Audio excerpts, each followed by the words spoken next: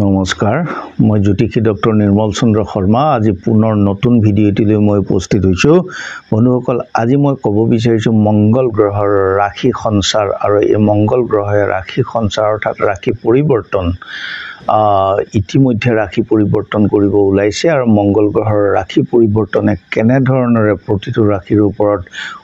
শুভ ফল প্ৰদান কৰিব এই বিষয়ে বন্ধুসকল প্ৰতিটো গ্ৰহই ৰাশি পৰিৱৰ্তন কৰে নিৰ্দিষ্ট সময়ত আৰু সেই হিচাপে গোচৰকালীনভাৱে শুভ ফল প্ৰদান কৰি থাকে প্ৰতিটো ৰাশিকে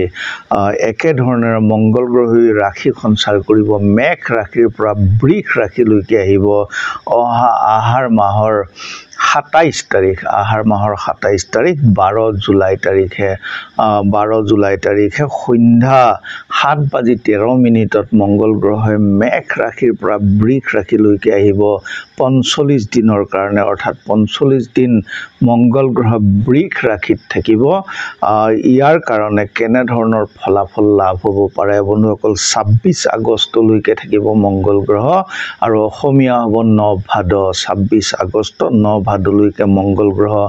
বৃষ ৰাশিত থাকিব বন্ধুসকল মংগল গ্ৰহ বৃষ ৰাশিত শত্ৰুগৃহী বুলি কোৱা হয় অৰ্থাৎ শত্ৰুৰ ঘৰত থকা বুলি কোৱা হয় একে ধৰণে ইতিমধ্যে কিন্তু গুৰু বৃহস্পতি বৃষ ৰাশিত আছে আৰু গুৰু বৃহস্পতি বৃষ ৰাশিত থকাৰ কাৰণে গুৰু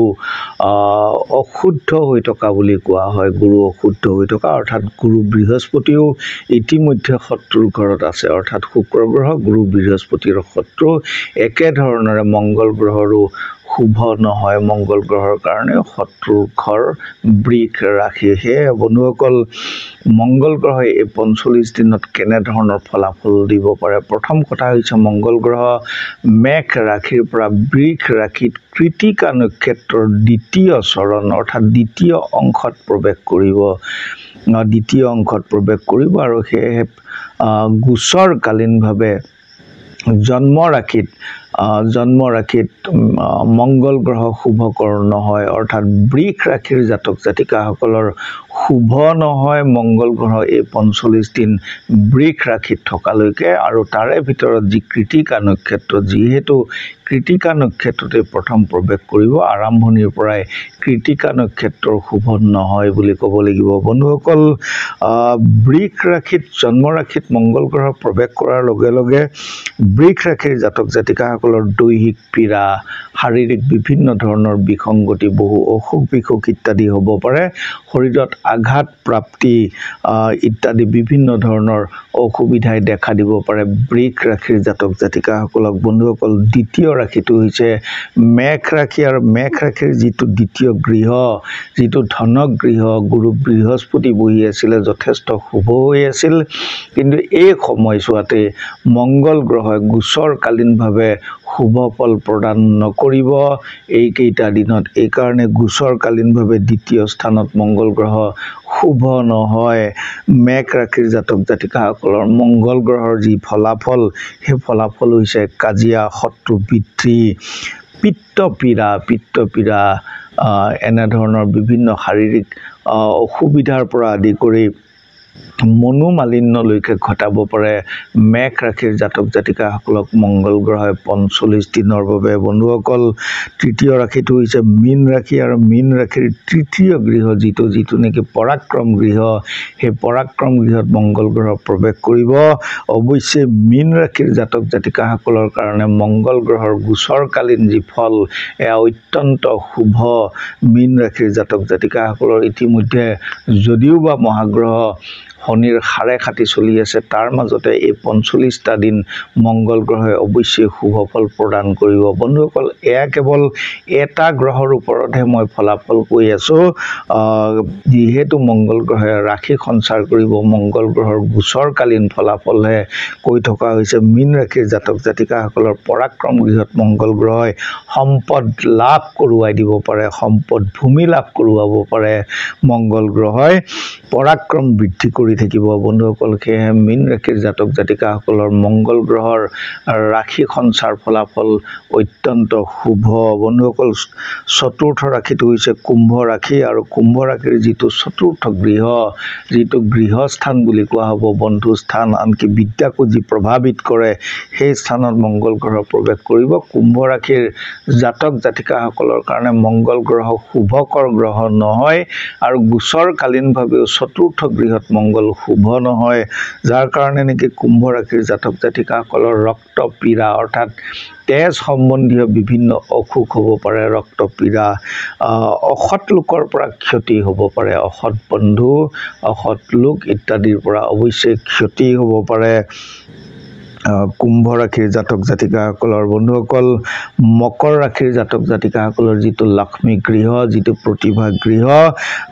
তাতে প্ৰৱেশ কৰিব মংগল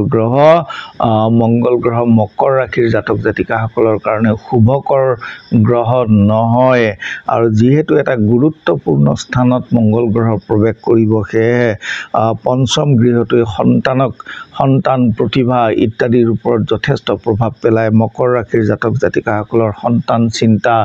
বৃদ্ধি পাব পাৰে মানসিক উদ্বিগ্নতা বৃদ্ধি কৰে মংগল গ্ৰহই গোচৰকালীনভাৱে পঞ্চম গৃহত প্ৰৱেশ কৰিলে সেয়েহে মকৰ ৰাশিৰ জাতক জাতিকাসকলৰ এইকেইটা দিন অৰ্থাৎ এই ৪৫ দিন বিশেষভাৱে মানসিকভাৱে উদ্বিগ্নতা অত্যন্ত বৃদ্ধি পাব পাৰে বিভিন্ন ক্ষেত্ৰতে বন্ধুসকল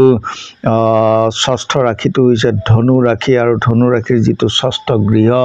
যিটো ৰিপুগৃহ সেই ৰিপুগৃহত প্ৰৱেশ কৰিব মংগল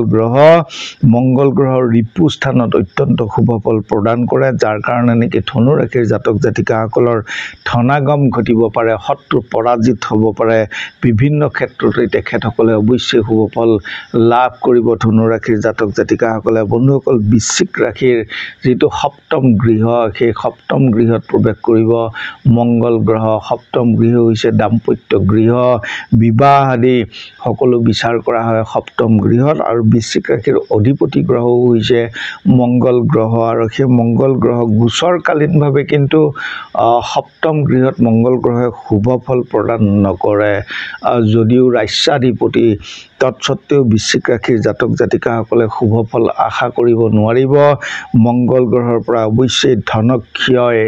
ধনক্ষয় বিভিন্ন ক্ষেত্ৰত ধন খৰচ হ'ব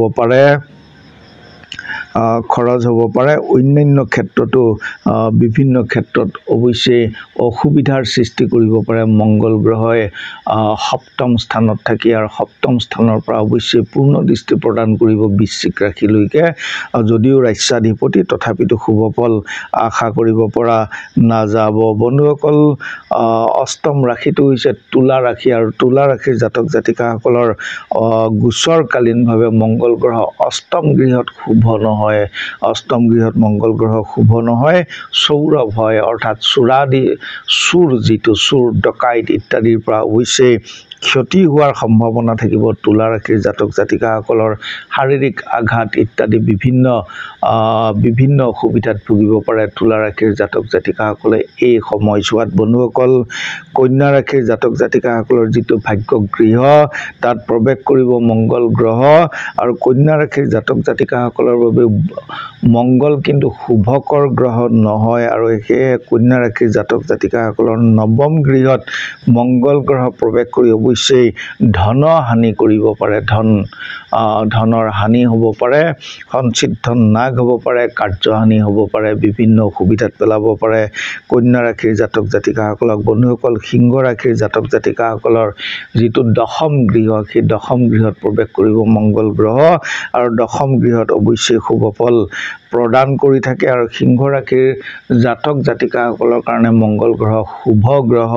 শুভ গ্ৰহ আৰু গোচৰকালীনভাৱে দশমস্থ মংগলে কৰ্মত সাফল্য প্ৰদান কৰে ধনাগম ঘটাব পাৰে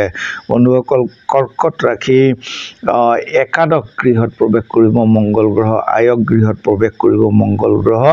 যদিও মহাগ্ৰহ শনিৰ ঢেইয়া চলি আছে তাৰ মাজতে এই ৪৫টা দিন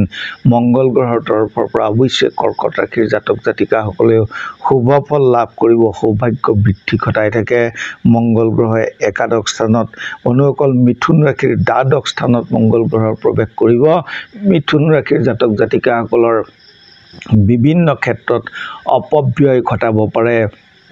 মংগল গ্ৰহই। বন্ধুসকল, গোচৰকালীনভাৱে মংগল গ্ৰহে এই 12টা ৰাশিত 45 দিনৰ কাৰণে এনেধৰণেৰে বিভিন্ন ধৰণৰ প্ৰভাৱ পেলাব পাৰে। খুব থুলমূলকৈ মই মংগল গ্ৰহৰ ৰাশি সংক্ৰমণৰ বিষয়ে মই কিছু কথা ক'লোঁ। অৱশ্যে এনেধৰণৰ ভিডিঅ'সমূহ পাই থাকিবৰ কাৰণে এই চেনেলটো ছাবস্ক্ৰাইব কৰিব। যদি ভাল লাগিছে নিশ্চয়কৈ লাইক কৰিব, শ্বেয়াৰ কৰিব। পৰৱৰ্তী ভিডিঅ'সমূহ অৱশ্যে চাই থাকিব। ধন্যবাদ।